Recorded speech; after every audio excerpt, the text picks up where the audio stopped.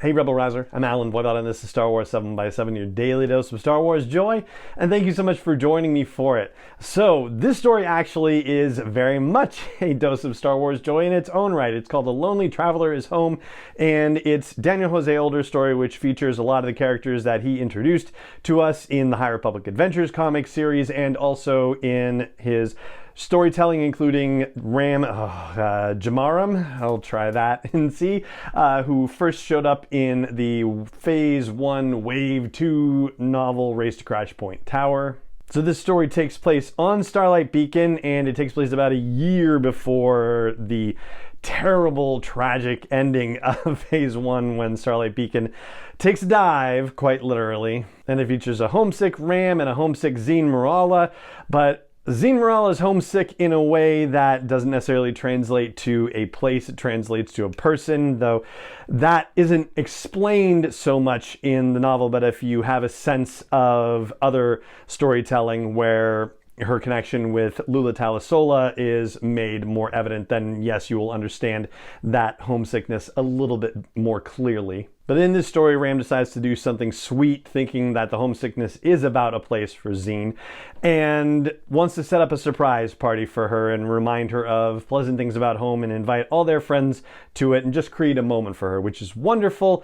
And we end up getting a fun twist on that situation in the story. We also get an appearance from Jedi Master Torben Buck, aka Buckets of Blood, who is also referred to as Master Buckets by the various Padawans. So that's fun, and yeah, that's just one of the, laugh out loud characters where it's always something that brings a smile to your face anytime that character shows up in anything. And the story itself is titled based on what is, loosely translated as an old Aloxian saying, which is, when the heart smiles, the lonely traveler is home. And they don't necessarily dig into the meaning or the implications of that phrase. It's just reflected in the goings on in the story. And, if you sit with it, you do end up arriving at, ideas about how just all of our individual journeys through life are very solitary and lonely in their way. There's, all sorts of stuff that we're experiencing in our own internal worlds that isn't necessarily available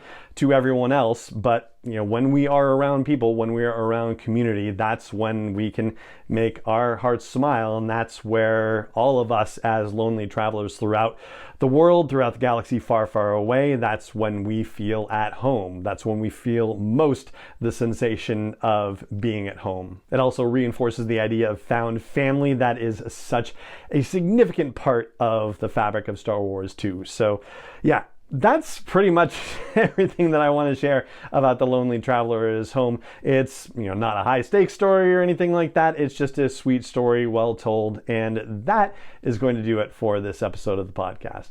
It just remains for me to say thank you so much for joining me for it, as always. And may the Force be with you, wherever in the world you may be.